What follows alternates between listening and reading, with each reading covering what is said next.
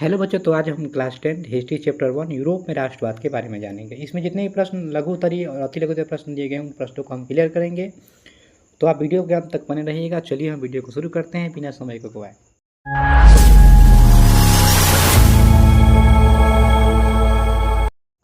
पहला क्वेश्चन है, राष्ट्रवाद क्या है? इसका आंसर होगा एक ऐसी भावना या विचारधारा जो किसी व्यक्ति को अपने देश के प्रति प्रेम, वफादारी और गौरव का अनुभव कराती है, उसे राष्ट्रवाद कहते हैं। सरल शब्दों में अपने देश के प्रति सच्चा प्रेम राष्ट्रवाद कहलाता है। यह भावना उन्नत रूप से 1789 के फ्रांसीसी क्रांति के रूप में सामने आई। यानी अगर किसी व्यक्ति में चाहे विचार या भावना है, क्या भावना है? अपने देश के प्रति प्रेम, वफादारी और गौरव का मतलब क्या होता है? अगर देश आगे बढ़ता है तो आप कहते हैं कि ये हमारा देश है। चाहे देश कुछ अच्छा करता है तो आप कहते हैं कि हमारे देश ने अच्छा किया। तो यह भावना क्या है? राष्ट्रवाद है।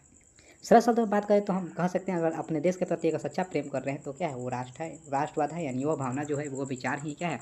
राष्ट्रवाद है। यह भावना उन्नत का मतलब होता है कि सामने आना, दिखाई देना, प्रकट होना, चाहे लोगों को एहसास होना कि यह भावना कहाँ सबसे पहले आ रही है।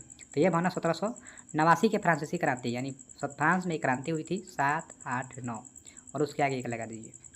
इसी क्रांति को कहा जाता है फ्रांसीसी क्रांति, क्योंकि फ्रांस में क्रांति हुई थी। क्लियर? हम प्रश्न 2 पे आते हैं। मेजनी कौन था? तो इटली के महान क्रांतिकारी, ध्यान रखिएगा और विचारक हटा लीजिएगा, क्रांतिकारी और योग्य सेनापति था, जिन्होंने 1831 में यंग इटली और 1834 में यंग यूरोप के नामक व्यक्तियों की संस्था स्थापित करके इटली के एकीकरण में महत्वपूर्ण भूमिका निभाई। यानी मेजनी जो था इटली का एक योग्य सेनापति था। योग्य का मतलब होता है कि उसमें योग्यता थी, तब जाकर वो सेनापति बना हुआ था, ना कि किसी चापलूसी के कारण, चाहे किसी व्यक्ति के चमचागिरी के हिसाब पे। यानी उसमें वो क्वालिटी थी। और जब इटली के एकीकरण की बात है, एकीकरण का मतलब होता है इटली चूँकि पहले बहुत सारे खंडों में बटा हुआ था, उसको मिलाने की बात आई, तब इसने क्या किया कि 1831 में यंग इटली और 1834 में यंग यूरोप का मतलब यंग यूरोप नामक व्यक्तियों की संस्था बनाई है। इन व्यक्तियों को मिलाकर 2 संस्था बनाई थी और इसी संस्था के दम पर क्या किया, इटली के एकीकरण में इसने महत्वपूर्ण भूमिका निभाई थी। ध्यान रखिएगा, प्रश्न पूछता है कि यंग इटली का स्थापना किसने की, चाहे यंग यूरोप की स्थापना किसने की? तो मेजनी। कब किया? ध्यान रखिएगा, 31 और 3 साल बढ़ाकर 34 में आ सकते हैं। क्लियर? प्रश्न आते हैं, जर्मनी के एकीकरण की बढ़ाई क्या थी? यानी जर्मनी का एकीकरण मतलब क्या होता है? एक करना। जर्मनी के सभी खंडों को मिलाने में आखिर बाधाएं क्या हो रही थी, परेशानियाँ क्या आ रही थी, इसके बारे में जानते हैं। तो जर्मनी के एकीकरण की निम्नलिखित बाधाएं थी। राष्ट्रवाद की भावना का अभाव, यानी उन लोगों में राष्ट्रवाद नहीं था, अपने देश के प्रति प्रेम नहीं था। ठीक से एक प्रेम नहीं होगा तो एकता मिलाना तो मुश्किल है। फिर आपसी भेदभाव, यानी वो समाज कई वर्गों में बटा था और वह समाज का वर्ग जो था ऊंच नीच करके भेदभाव कर रहा था। तो ठीक से भेदभाव होगा तो समाज कोई भी नहीं चाहेगा कि एकीकरण हो, क्योंकि एकीकरण होगा तो और ज़्यादा भेदभाव होंगे। इसलिए जनता जो थी, इसलिए एकीकरण होने में परेशानी हो रही थी। फिर जर्मनी का करीब 300 छोटे छोटे राज्यों में बंटना, ये तो काफ़ी सबसे बड़ा कारण था, क्योंकि जैसे देखा जाए तो अभी भारत कितने 28 राज्यों से बना हुआ है। तो 28 राज्य जो कि सब साथ में है ना जी, लेकिन जर्मनी का जो था करीबन 300 छोटे छोटे टुकड़ों में बटा हुआ था और सबका अलग अलग मतभेद था। तो ये भी एक कारण था। ऐसे बहुत सारे कारण हो सकते हैं, यानी आदि के रूप में लगा दिया गया है। चूँकि 2 नंबर वाला प्रश्न है तो 3 काफ़ी है कारण। चौथा प्रश्न, मेटरनिक युग क्या है? मेटरनिक एक व्यक्ति का नाम है, ध्यान रखिएगा, और युग मतलब होता है समय। इसके आंसर की बात करते हैं। 1815 से 1848 तक यूरोप की राजनीति में ऑस्ट्रेलिया के चांसलर के रूप में इतनी अच्छी तरह से भूमिका निभाई कि इस युग को मेटरनिक युग कहा जाता है। मेटरनिक का पतन 1848 के फ्रांसीसी क्रांति के बाद हो जाती है। यानी मेटरनिक जो था, यूरोप पता है महाद्वीप है, और ऑस्ट्रिया एक देश था, इसी महाद्वीप में आता है। तो मेटरनिक जो था 1815 से 1848 तक शासन करता है। कहाँ पे? जर्मनी में शासन करता है। कहाँ? जर्मनी में। कहाँ शासन करते हैं? जर्मनी में। और जर्मनी में जो शासन करता है तो यह इतना अच्छा तरह से करता है ना कि इटली, जर्मनी जैसे देश में अगर राष्ट्रवाद की भावना पनप रही थी ना फ्रांस में, तो उस भावना को पूरा दबाता है। कब से कब तक दबा कर रखता है जी? यह 1815 से 1848 तक। चूँकि इसका काल इतना ज़्यादा भयानक था, चाहे इतना ज़्यादा इसके हिसाब से सफल था कि इस युग को मेटरनिक युग कहा जाने लगा। और जब 1848 में फ्रांस में एक और क्रांति होती है, जिसे 1848 की फ्रांसीसी क्रांति कहा जाता है, इस क्रांति में यह जो है कहाँ, इंग्लैंड भाग जाता है। तब जाकर इसका युग समाप्त हो जाता है और एक नया युग की शुरुआत होती है, एक नई अर्थव्यवस्था में परिवर्तन होती है। क्लियर? तो ध्यान रखिएगा, मेटरनिक का पतन 1848 में, मेटरनिक युग की शुरुआत 1815 में होती है। आगे प्रश्न आते हैं लघुत्तरीय प्रश्न पे आते हैं, चूँकि प्रश्न वो 4 ही था। लघुत्तरीय प्रश्न में पहला जो प्रश्न है 1848 के फ्रांसीसी क्रांति के कारण क्या थे, यानी 1848 में फ्रांसीसी क्रांति क्यों होती है, क्योंकि यहाँ बताया गया है 1848 के फ्रांसीसी क्रांति, ताकि इसका कारण क्या था। तो पहला कारण क्या जानते हैं, लुई फिलिप की कमजोर नीति। यानी लुई फिलिप जो था एक राजा था जो फ्रांस का था, और यह कमजोर नीतियाँ थी, जो भी कुछ समाज के खिलाफ, समाज में बदलाव लाने के लिए आता था, वह नीति उतना सफल नहीं हो पाती थी, यानी कमजोर नीति थी।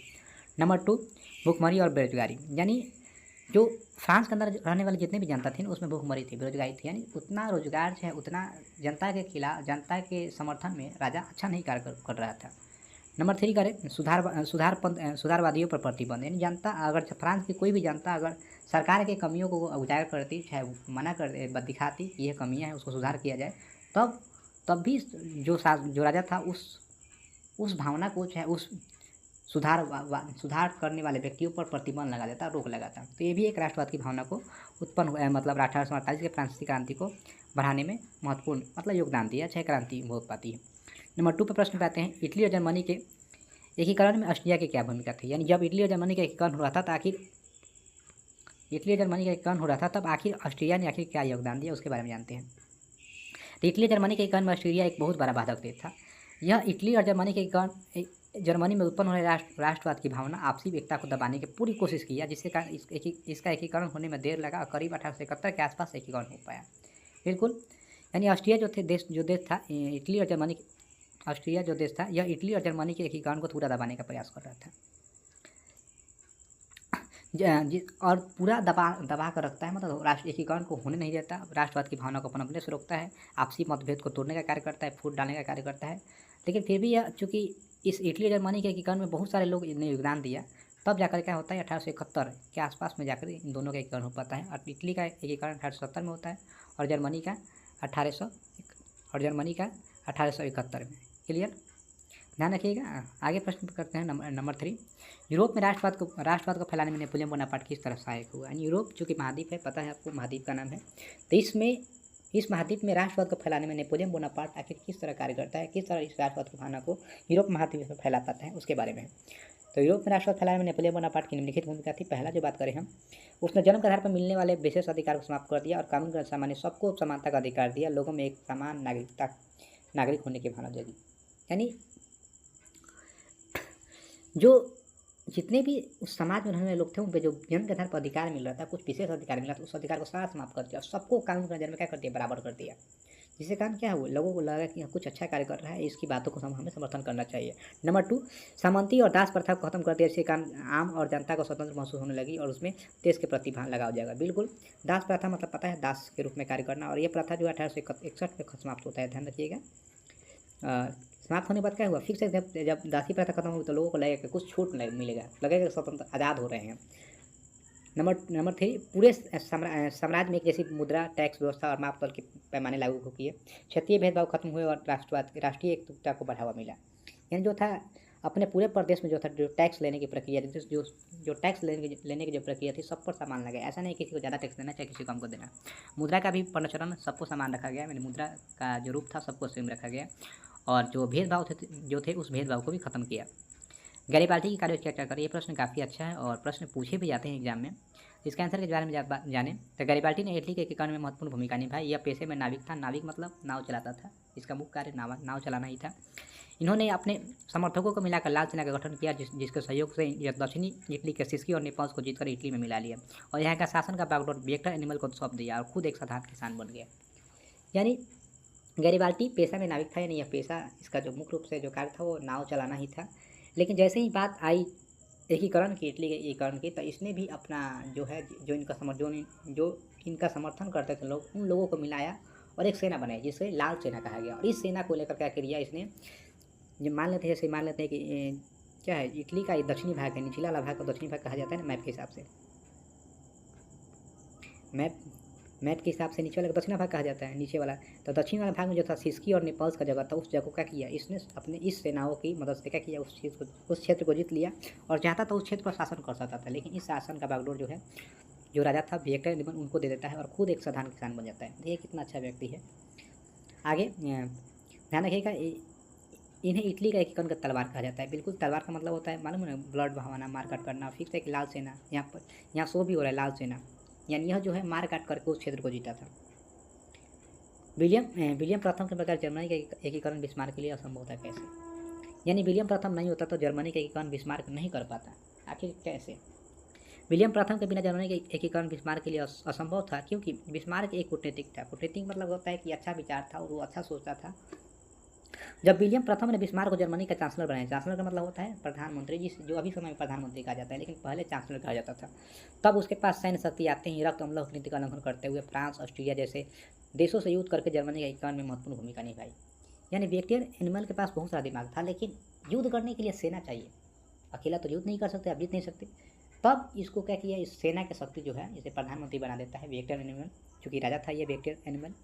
इसने इसको क्या किया, बिस्मार्क को जर्मनी का चांसलर, जर्मनी का राजा, जर्मनी का प्रधानमंत्री बना दिया। और जैसे ही प्रधानमंत्री बनते हैं तो इसके पास शक्ति आती है, सेना की शक्ति। और इस सेना को लेकर रक्त का मतलब होता है कि खून खराबा करते हुए क्या किया, उस जर्मनी के एकीकरण करने में महत्वपूर्ण भूमिका निभाई। यानी जो भी देश इसके खिलाफ था, एकीकरण के खिलाफ, उस देश से युद्ध भी करता है, जो नीचे युद्ध दिया गया है।